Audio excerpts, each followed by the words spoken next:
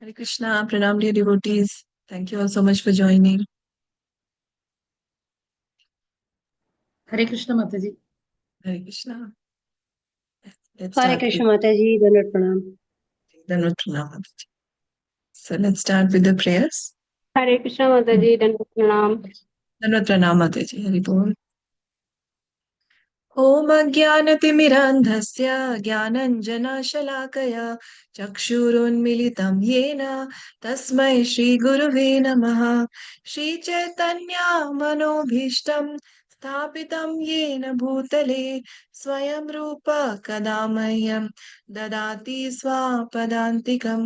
वन्देऽहं श्रीगुरु श्रीयुतापदकमलं श्रीगुरून् वैष्णवांश्च श्रीरूपं साग्रजातां सहगना रघुनाथान्वितं तं सजीवं साद्वैतं सावधूतं परिजनासहितं कृष्णचैतन्यदेवं श्रीराधा कृष्णपादान् सहगना ललिता श्रीविशाखान्वितांश्च नमो ॐ विष्णुपादाय कृष्णपृष्ठाय भूतले श्रीमते Bhaktivedanta स्वामिन्निति नामिने।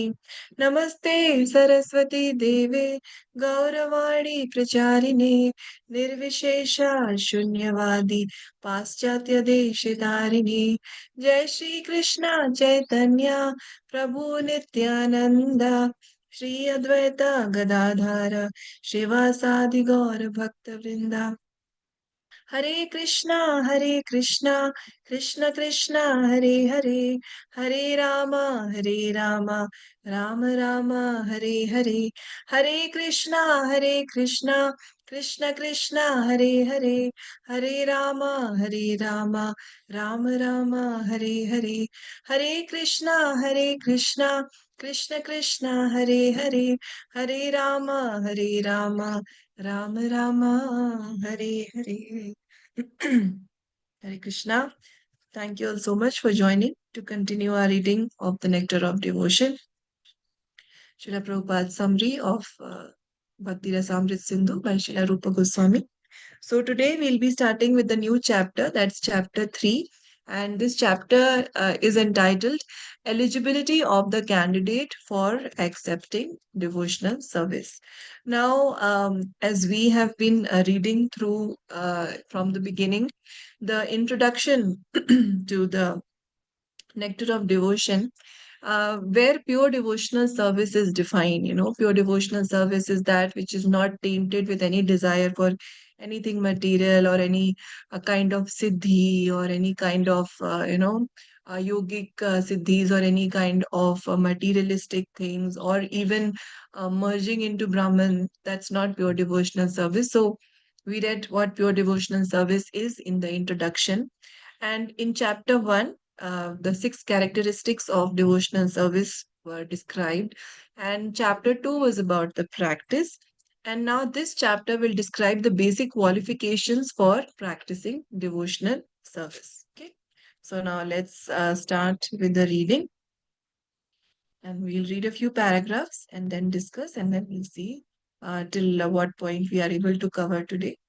So, eligibility of the candidate for accepting devotional service. So, would someone like to read? We can probably read 2 paragraphs per devotee. May I read Mataji? Yeah, Archana Mataji, you can start with 2 paragraphs, and then I think Sudha Mataji you had raised, right? Yeah, then you can continue, Mataji. Hare Krishna. Yes, Mataji, please. Eligibility of a eligibility of a devotee to perform devotional service. On the account of his association with Mahatmas or great souls, 100% engaged in the devotional service of the Lord, one may attain a little bit of attraction for Sri Krishna, but at the same time, one may remain very much attached to fruitive activities and material sense enjoyment, and not be prepared to undergo the different types of renunciation. Such a person, if he has unflinching attraction to Krishna, becomes an eligible candidate for discharging the devotional service.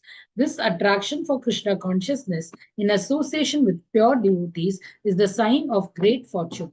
It is confirmed by Lord Chaitanya that only the fortunate persons, by the mercy of both bona fide spiritual master and Krishna, will get the seed of devotional service.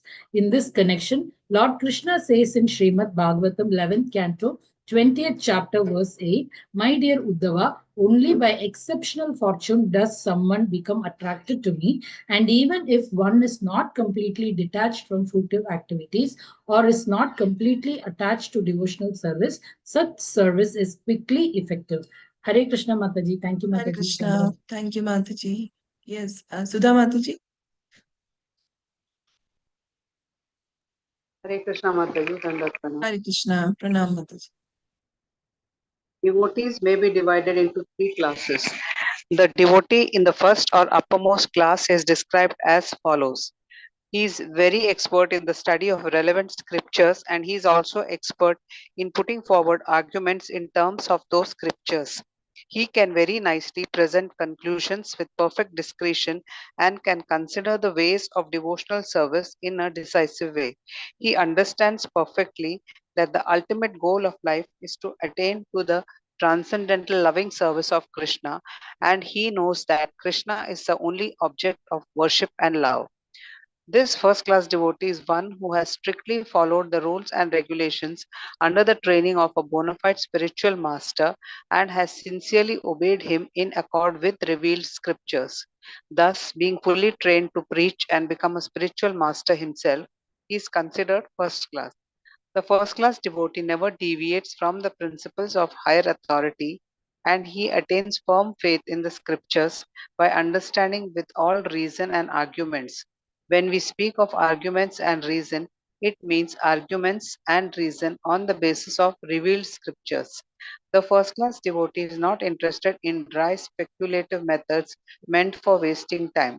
In other words, one who has attained a mature determination in the matter of devotional service can be in no in in other words, one who has attained a mature determination in the matter of devotional service can be accepted as the first class devotee.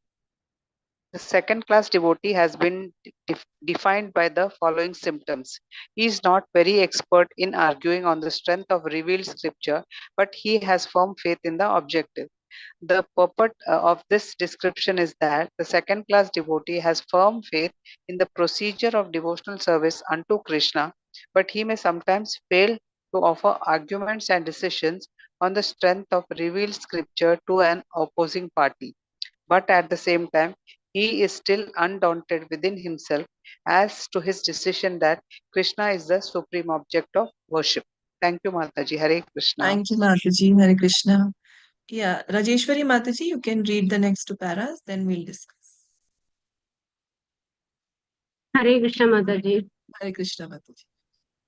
The Neptunia or third class devotee is one whose faith is not strong and who at the same time does not recognize the decision of the relieved scriptures. The Nepothean faith can be changed by someone with strong arguments or by the opposite decision, unlike the second class devotee, who also cannot put forward arguments and evidence from the scriptures, but who still has all faith in the objective. The Nepothean has no firm faith in the objective, thus he is called the Nepothean devotee. Further, classification of the Nepothean devotees is made in the Bhagavad Gita. It is stated there that four class of men, namely those who are distrusted, those who are in need of money, those who are inquisitive, and those who are wise, being devotional service, and come to the Lord for relief in the matter of their respective self-satisfaction. They go into some place of worship and pray to God for mitigating of material distress or for some economic development or to satisfy their ingest inquisitive, and a wise man who simply realized the greatest of God is also counted among the nepotists. Such beginners can be elevated to the second class or a first class platform if they associate with a pure devotees. An Thank you. example of Yeah, Mataji, we discussed earlier. Thank you so much. Hare Hare Krishna Krishna. Mataji. Hare Krishna. Thank you. So thank you all for reading. So, this chapter, very interesting point and very important point is the eligibility. Because last week we were discussing, Srila Prabhupada had mentioned in the purport that the the child has some basic ability in to walk, right? Not to fly. A human child has the basic ability to walk, and when the child gets some practice, and the child is able to walk properly. So, and in this way, the human child, because the ability to walk is already inherently there. So, when there is practice, the child is able to walk. A human child will not be able to fly because that ability is not there. So that ability, that basic eligibility, what is that? In this chapter, we are going to read that there are some basic abilities we need to have to be able to practice pure devotional service. Okay. Now, as we have read earlier, that uh, the bhakti, bhakti is not something that we have to, start afresh. It is something that we have to revive, right? It's not something that we have to produce, but it is something that we have to revive. But then everyone will be at different levels in their whole cycle in this material world. For some who are still in the animal body or plant body, all that, there is still a long way to go. But then even when we talk about humans who have a human body now, not everybody will be able to take up to devotional service with the same enthusiasm. Not everybody takes up bhakti also. And even when people come on the path of bhakti, there are different levels at which each person is. Right? We cannot say that as soon as we join ISKCON or as soon as we start practicing devotional service, everybody comes at the same platform. No, all devotees are at different levels, and that is what is the gradation in the devotees. Now this first class, second class, third class, that is Kanishta, Madhyam and Uttam Adhikari, this we have read in detail in the Nectar of Instruction also. And again, that point is being brought out here.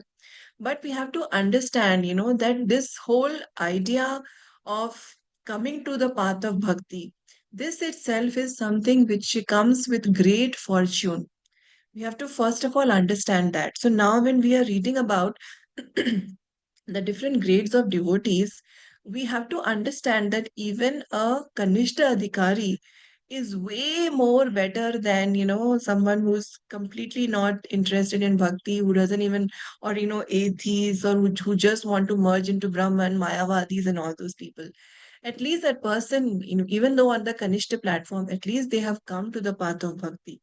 But yes, we should not stay there. Prabhupada said that, very quickly we should try to come to the Madhyam platform. Because at the Kanishta level, there is still there is that, the possibility of a fall down is still very great because the scriptural knowledge is still very weak. The faith is just, it's very weak yet. So, but we have to understand that we should not trivialize this level, that, oh, Kanishta level is very low. No, someone who has come to the path of bhakti itself, that is also very rare. If we see around us, there must be so many people who we tell about bhakti, even in our own family. But how many of them actually come to the temple with us? At least coming to the temple, someone who's coming to the temple starts attending programs, starts chanting, maybe starts accepting, only prasadam. That itself is something very great. So we have to understand that this categorization is for us to understand. This we had discussed in Nectar of Instruction also, that this categorization is not for us to go and judge other devotees and pass comments or be judgmental about them. No, it's about us, for us to understand where we are, where we need to be. And also, if we see in other devotees who is a kanishta, who is madhyam, and who's uttam, it is so that we can get inspiration from those who are at a higher level than us, and we can work together with those who are probably at the same level at us. We get inspiration from them, and keep each other tied to the path of bhakti, and help those who are just entering the path of bhakti. So it is not a gradation which is supposed to make us judgmental and pass comments on others, or alienate someone, keep someone aside. It's not that. This gradation is there for us, for all of us, to advance, right? So get inspiration from others, be inspiring to others, bring changes in ourselves. All these things are very, very important. So, like, this chapter is entitled that what is the eligibility? Anything that we see in this world, whether it is a job or entry in a particular college or any institution, we see that there is certain eligibility criteria that one has to pass. So, what is that eligible criteria? Now, in if we just see with our vision, then we may see other devotees, we may look at someone and just feel that no, they don't really have what it takes to become a devotee. But we should not be passing this kind of judgment, because we don't know what is inside a person's heart. Devotees tell this true incident of a devotee who was, I think, in Boston temple. He had joined. This was at the time of Prabhupada. So he had joined full time in the temple. His name was Peter, and Peter, Bhakta Peter was a little. We can say he was a little lethargic. He was not, very active. So he was lazy and lethargic. This is the kind of personality he had, and he would just go sit outside the temple, be very lazy. So at that time, Satsarup Maharaj was there in the temple, and all the devotees, they all had this unanimous view that Peter is kind of crazy, and they started calling him Crazy Peter. This is the name that stuck, Crazy Peter. So it went to such an extent that Satsarup Maharaj had to finally write to Srila Prabhupada that, what do we do about him? He has joined the temple full time, but he's crazy. He's Crazy Peter. So at that time, Prabhupada had said that, what's the matter? Why can't you tolerate? You know, Prabhupada didn't say that, okay, just shun him, get him out of the temple if he's lazy. No, the pure devotees, they know the eligibility, they know what is there in the heart of a person. So Prabhupada said, what's the matter? Why can't you tolerate? So Prabhupada didn't tell that devotee that you should just get him out. Prabhupada said, tolerate. And this same Crazy Peter, he went on to become Kushagras Prabhu. He lived a very austere life in Vrindavan, and his great service was that he translated many of the books of the six Goswamis from Sanskrit to English. And he left his body finally in Vrindavan. So we can understand that if we have this kind of a judgmental mentality in our mind, then we can make so many huge mistakes. Because this same Crazy Peter goes on to become a very, very advanced devotee who does such a great service, and a very difficult service for a Westerner to master Sanskrit in such a way that he's able to translate the books of the six Goswamis. We have to understand what level of expertise he would have had. And it is not just this expertise in Sanskrit he had. He had that devotion because he was able to live a very austere life in Vrindavan and leave his body in Vrindavan. So lazy and lethargic, but then how did he become eligible for devotion? That is something we have to understand, that we cannot just look at someone and from the externals we can just decide that this person is not really fit to become a devotee. Sometimes we may see some people who we feel that they are too attached to materialistic activities, that they're very materialistic. How can they become devotees? But we don't know. Prabhupada has written that one may attain a little bit of attraction to Sri Krishna, but at the same time may remain very much attached to fruitive activities and material sense enjoyment. Such a person, if he has unflinching attraction to Krishna, becomes an eligible candidate for discharging devotional service. Right? So now we understand in Prabhupada's words that what really is the eligibility. If a person, even though they may have attachment to fruitive activities, to material sense enjoyment, but are they attached to Krishna? Do they have unflinching attraction to Krishna? If yes, then in spite of having all those disqualifications, such a person still has the eligibility to discharge devotional service. Sometimes, we may feel that, oh, what is wrong with this devotee? So many materialistic desires, but we have to ask ourselves, who is their worshipable object? Is it Lord Krishna? If it is Lord Krishna, if they are not going anywhere else other than Lord Krishna, then that devotee has the eligibility.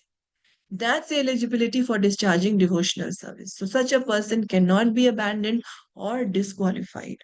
See, if we look around us very, very consciously, if we see how many people do we see who are genuinely attracted to Lord Krishna, we'll see very few, because we have to understand that this attraction to Krishna is not something cheap.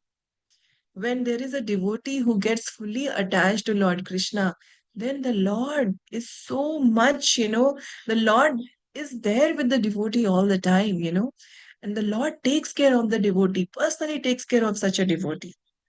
So, this is a very elevated position. This attachment to Lord Krishna, attraction to Lord Krishna, this itself is something very, very rare and very, very elevated. Okay.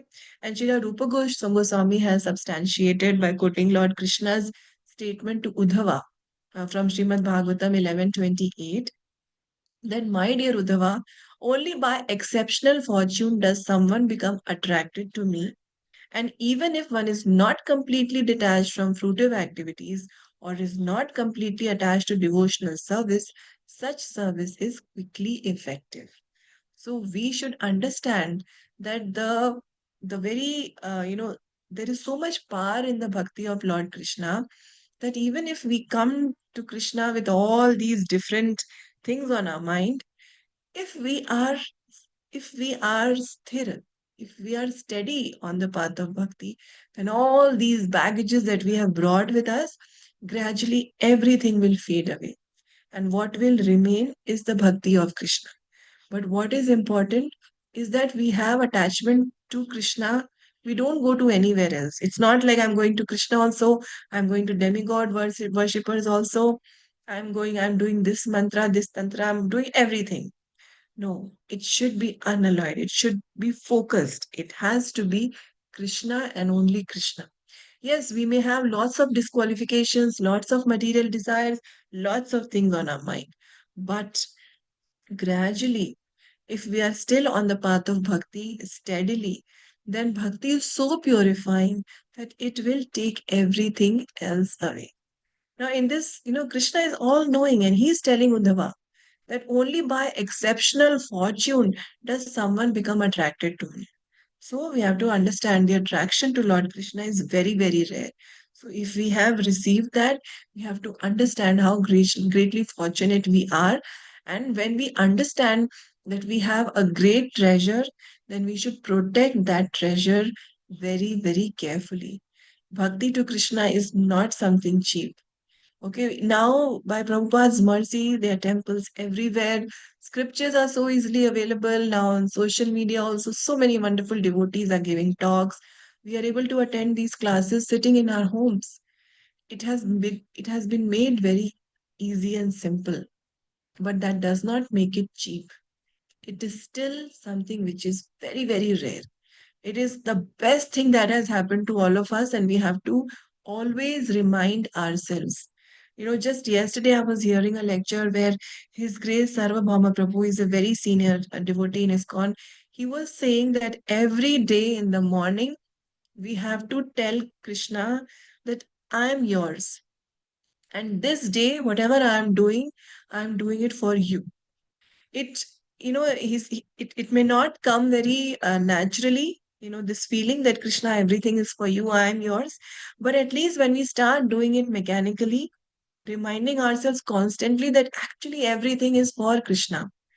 That is how we should start our day. That I am yours, everything I'm going to do today is for you. And then at night before sleeping, we should say, whatever I have done today, it is for you. Obviously, when we have this kind of consciousness, then we'll not be doing anything wrong, right? We'll not be committing any sins, we'll not be doing any aparadh, because if that consciousness is there that I'm doing everything for Krishna, first of all our activities will be, ethical.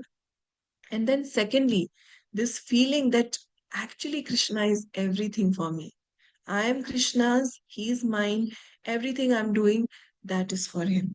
So understanding this, that we have been given a very great blessing, we have to go forward on this path of bhakti.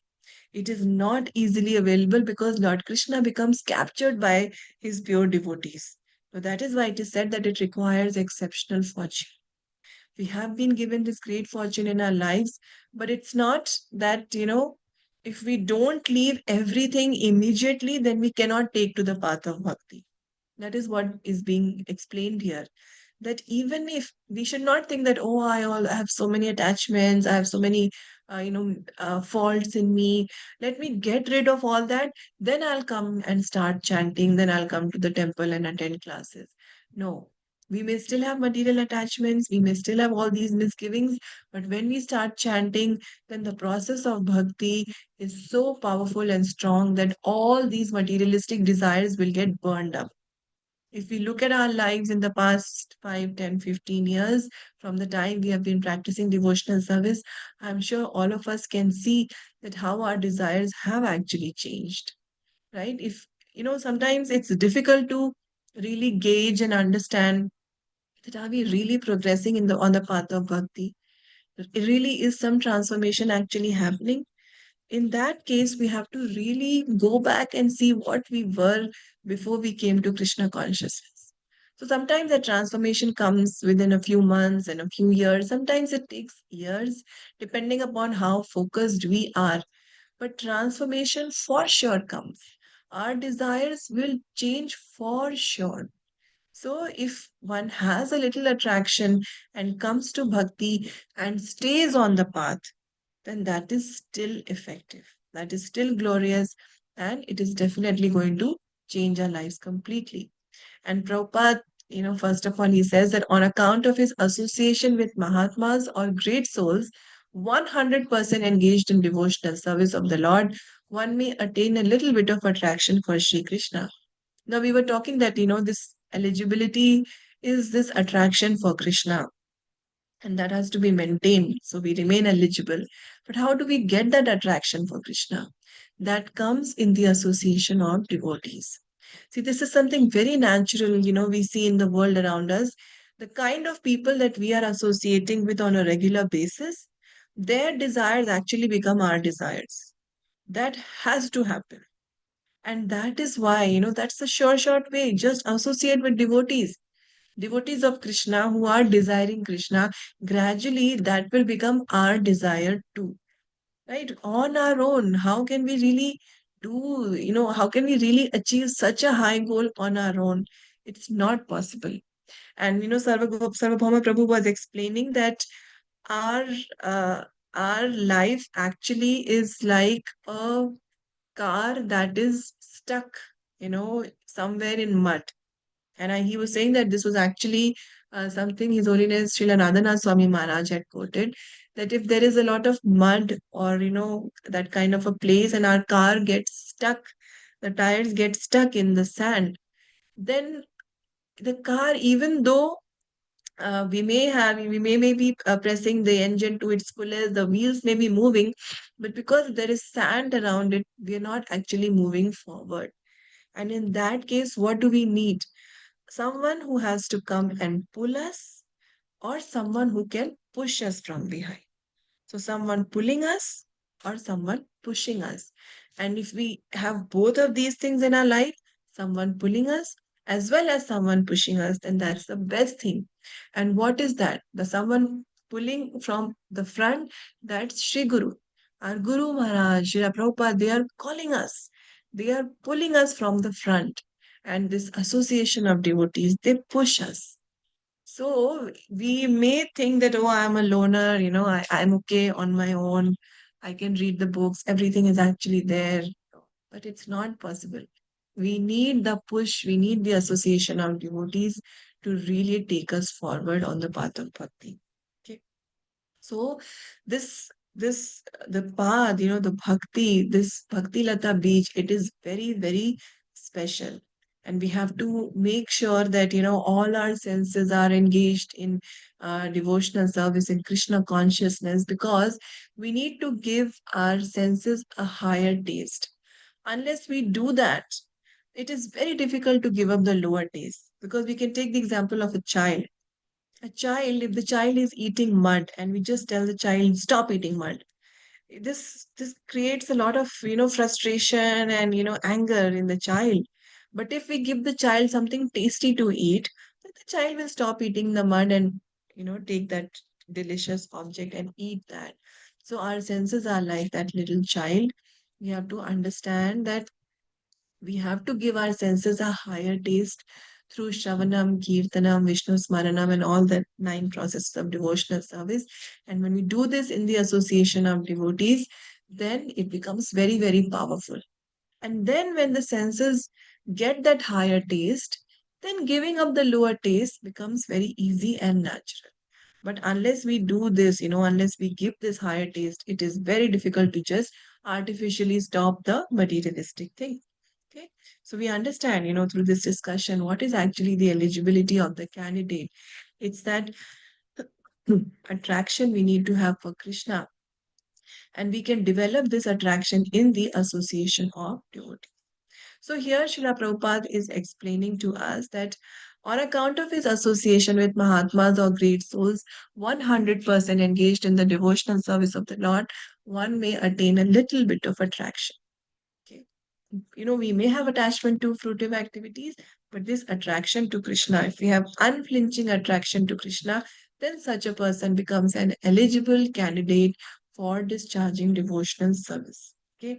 And Prabhupada is saying in the second paragraph that this attraction for Krishna consciousness in the association of pure devotees is the sign of great fortune.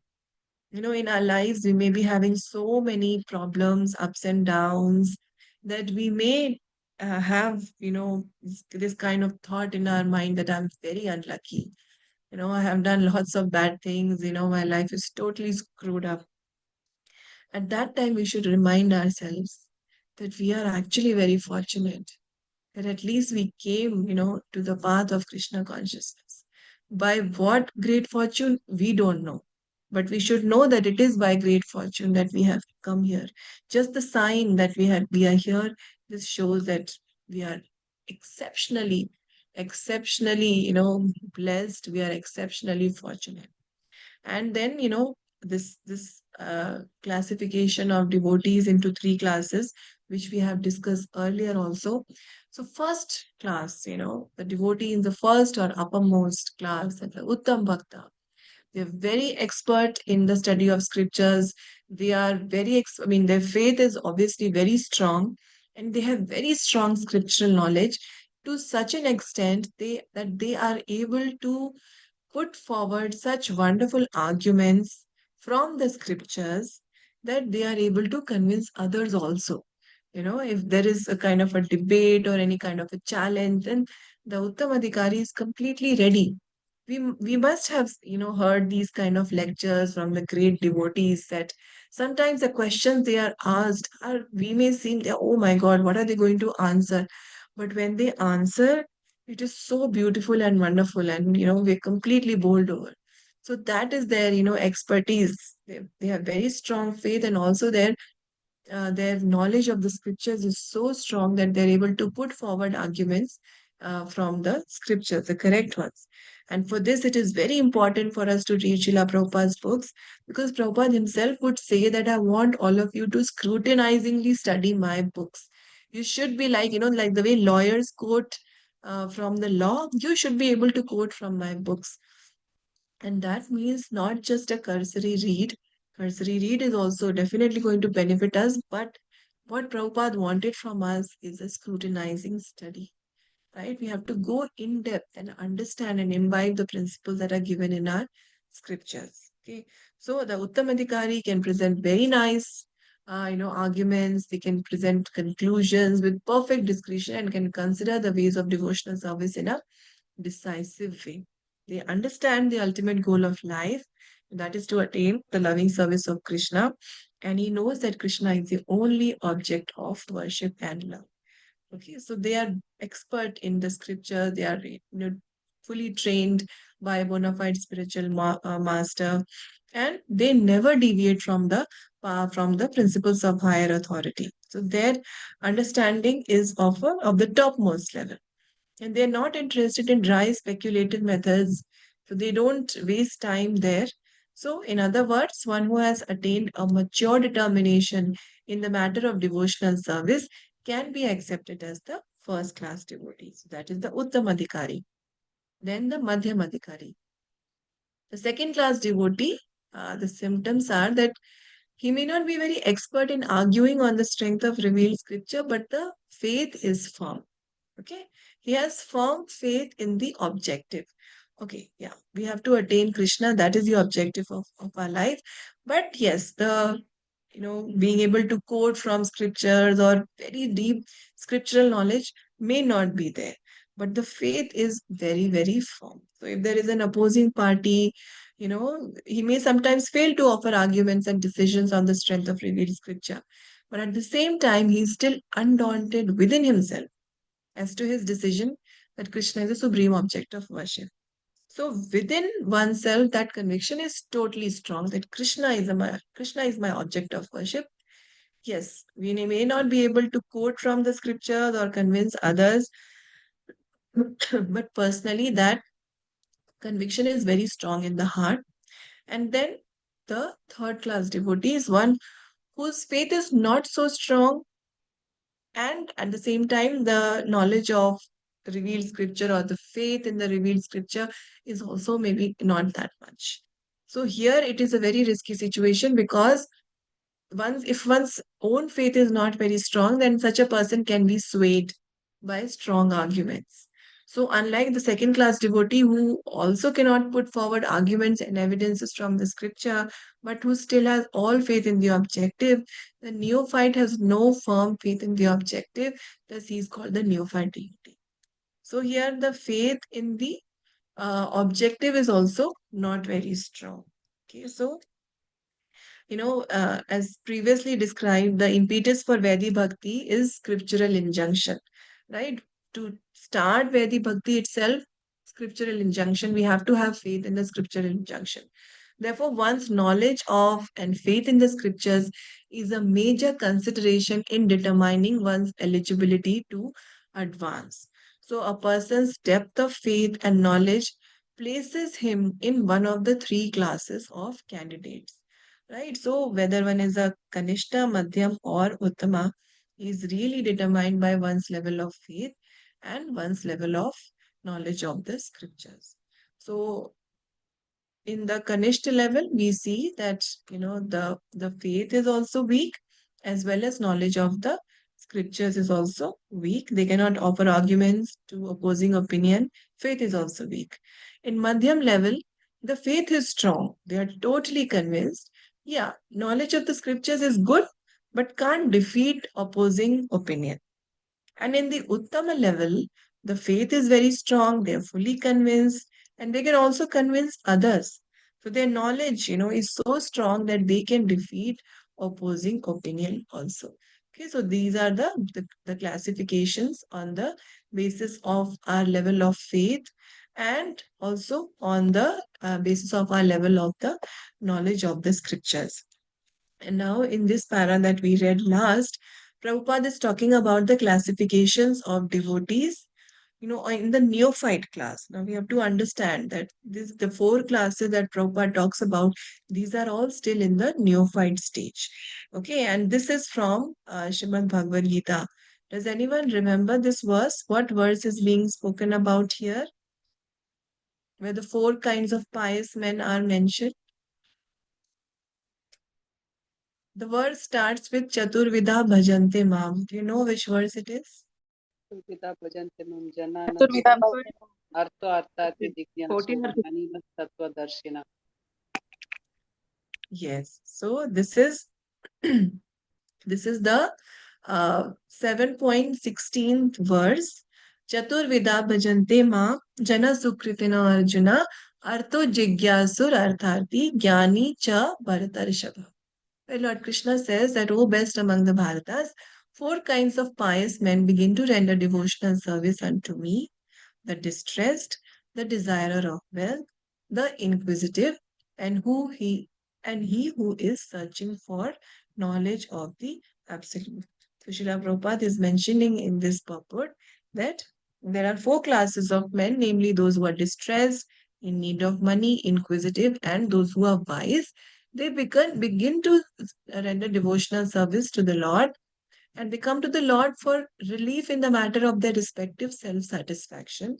They go into some place of worship and pray to God for mitigation of material distress or for some economic development or to satisfy their inquisitiveness.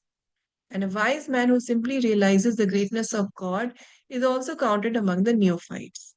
Such beginners can be elevated to the second class or first class platform if they associate with pure devotees. So at least, these people, at least they come to Krishna, because in distress, some people actually go away from God also.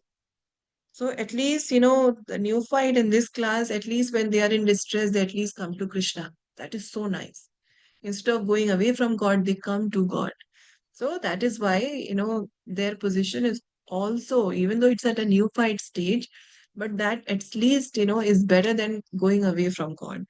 And also those in need of money, yes, they have some, other motive for coming, or they just inquisitive, they just want some knowledge, they just want some self-satisfaction. But at least they're coming to the right place. And now, after coming to Krishna with these desires, when they start associating with the pure devotees, then such beginners can be elevated to the second class or first class platform. So that is how strong and purifying the association of devotees is. Okay. Now, in the next paragraph, we are going to read about examples of some neophyte class that Srila Prabhupada is quoting. So, would someone like to read this paragraph, an example of neophyte class? Hare Krishna Mataji, shall we? Yeah, Swati Mataji, you can read. Hare Krishna. Hare Krishna. An example of neophyte class is a Dhruva Maharaj.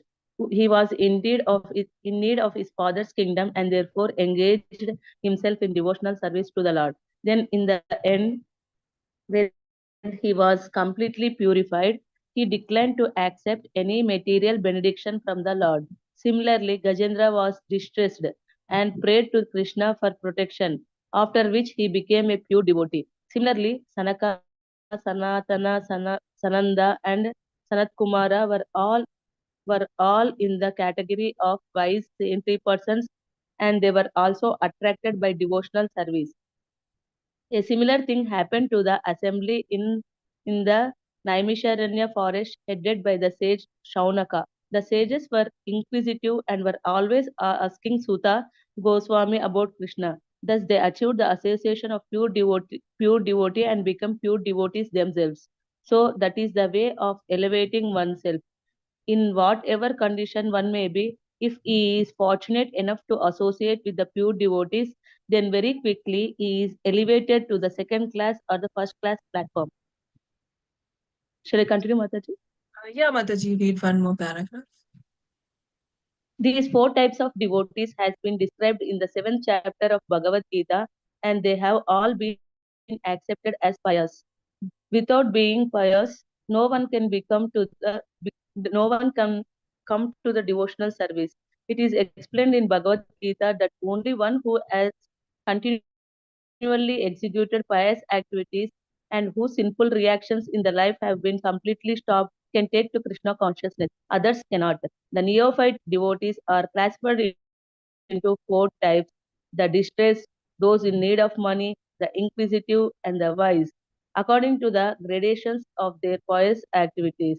Without pious activities, if a man is in distress condition, he becomes an agonistic, a communist, or something like that, because he does not firmly because he does not firmly believe in God. He thinks that he can adjust his distressed condition by totally disbelieving in him.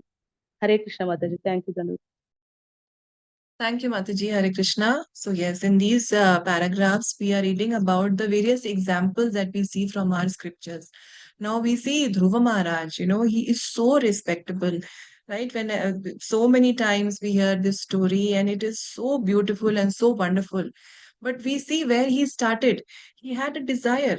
He felt insulted, he felt humiliated because of what his stepmother did, and his father did not support him.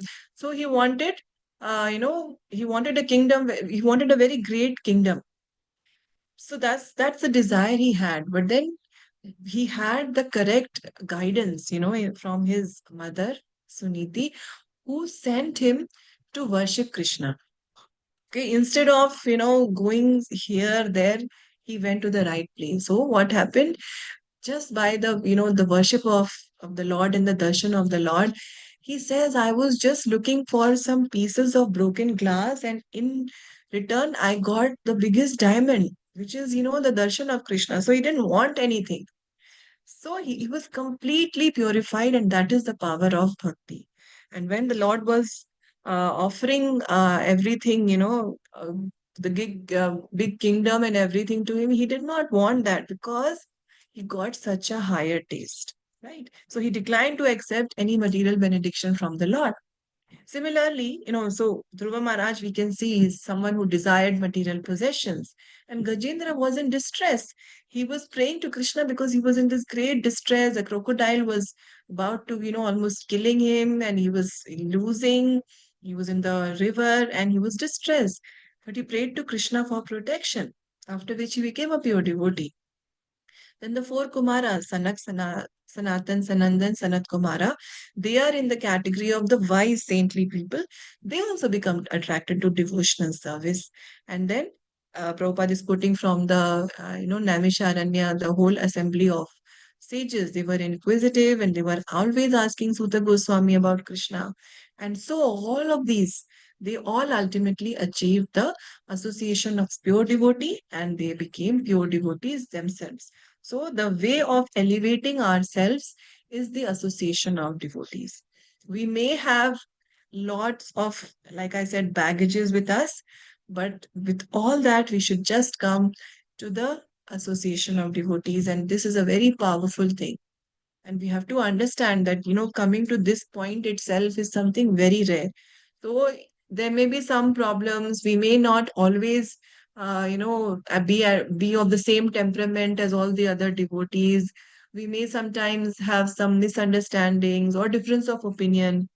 But all these things will seem very small when we understand that we have such a big motivation behind, right? So as we are reading through these paragraphs, we understand it is so important that, we don't let these small misunderstandings or a difference of opinion to take us away from the association of devotees. This is our hope of, ultimately, finally leaving this material world for good. So it is in our self interest that we really swallow our ego sometimes, and we really understand that our bigger interest is really important. We have to uh, make sure we don't lose sight of that goal. So Prabhupada is saying that in whatever condition one may be, he is fortunate enough to associate with pure devotees, and very quickly he is elevated to the second class or first class platform. Okay, this we have to be very, very sure and confident about, that this is not something that we can take lightly.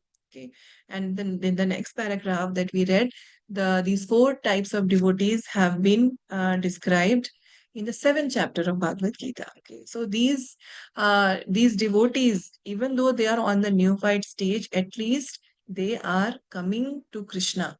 That's the best thing, that they are coming to Krishna with everything that is there in their mind. And similarly, we may also have a lot of things in our mind, but If we are coming to Krishna, then that is the eligibility. And coming is one thing, but we should also remain stable and firm with all the things that may come in our life, come and go. Sometimes in the association of devotees also we may, not we may not be able to understand some things because some things are really beyond our conception. And every devotee really is on their own path. Every devotee, like it is said that we are all riding our own airplane. So everyone may have their different kind of baggages. Everyone may have their own different line that they are following. But as long as we are all together, that is the big force. Okay. So all these different kinds of devotees that have been explained in the neophyte category, they all ultimately achieve, these examples we have seen, they ultimately achieved, pure devotional service because they got the association of pure devotees. Okay. Now let's read just one more paragraph. Would someone like to read this para? Lord Krishna, however. Hare Krishna Yes, Prabhuji, Prabhu. chale. Ha, Prabhu, yes. Yes, Prabhu, please read. Lord Krishna, however, has explained in the Gita that out of these four types of neophytes, the one who is wise in very dear to very dear to him. Because a wise man, if he is attached to Krishna, he is not seeking an exchange of material benefits. A wise man who becomes attached to Krishna does not want any return from him, either in the form of his relieving his distress or in gaining money. This means that from the very beginning, his basic principle of attachment to Krishna is more or less love. Furthermore, due to his wisdom and study of Shastras, scriptures, he can also understand that Krishna is the Supreme Personality of Godhead. Hare Krishna Mataji, Pranams Mataji. Thank you, Prabhu. Thank you so much. So, we have read about these four types of devotees, but Krishna says that out of these four, the one who is wise is most dear to Krishna because there is no exchange that such a person wants. He's not looking for any self-satisfaction or to, get relief from his distress or any kind of material need. They are not after all that. They just wise, they get attracted to Krishna. There is no exchange of material benefits. They don't want Krishna that you give me this back, or you relieve my problem or gain money, nothing like that. So, this means that from the very beginning, his basic principle of attachment to Krishna is more or less love. So, this, for them, it is more, it's quicker because that level of purity is already there. Others will also, ultimately purify, they continue on the path of bhakti, keep associating with devotees, but still, there is some more personal motivation. But one who is wise and gets attracted to Krishna, then, due to their wisdom, due to their study of the Shastras, they can also understand that Krishna is the Supreme Personality of Godhead. And that is, understanding that Krishna is the Supreme Lord, that is the ultimate thing, right? So, today's this the section of chapter 3 that we have read today, we understood that the basic eligibility criteria is that attraction to Krishna. We need to get that attraction and we need to be steady on the path of bhakti. So if someone has that attraction, if someone already has that deep affection for Krishna, if they only go to Krishna, so even if such a person has some, other desires or material attachments, that will ultimately get purified by the power of bhakti, by the power of association of devotees.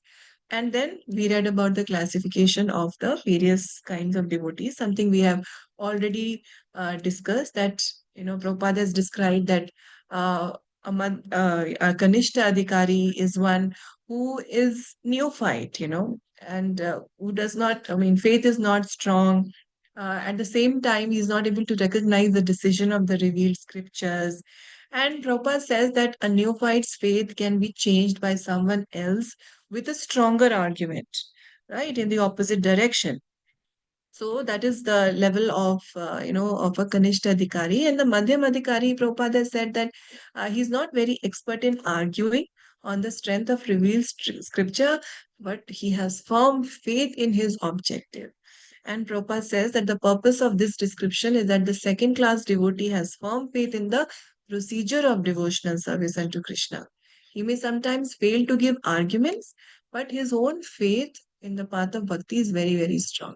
And the topmost, Uttam Adhikari, Prabhupada describes his strong knowledge. He is very expert in the study of relevant scriptures, and he's also expert in putting forward arguments in terms of those scriptures. He understands perfectly that the ultimate goal of life is to attain transcendental loving service of Krishna. He has firm faith and he's able to give arguments and reason from the scriptures also. So that is the position of the Uttam Adhikari.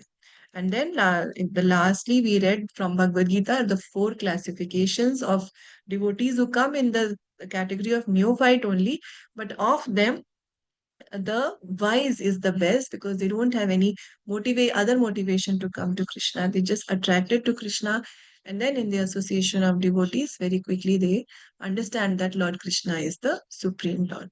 Okay, so we'll stop here from this point. We'll continue tomorrow. If there are any questions, any comments or realizations you would like to share.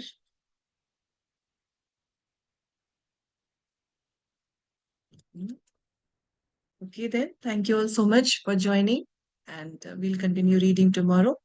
Vancha kalpatrubhyascha kripa sindhubhyev cha पतितानां पावनेभ्यो वैष्णवेभ्यो नमो नमः अनंत कोटि वैष्णव वृंद की जय भक्ति रसामृत सिंधु की जय शिला प्रभुपाद की जय श्री गुरु महाराज की जय हरे कृष्णा जय शिला Prabhupada thank you all so much धन्यवाद प्रणाम हरे Krishna Hare Krishna Mataji, Dandavat Hare Krishna Pranam. Thank you, Mataji.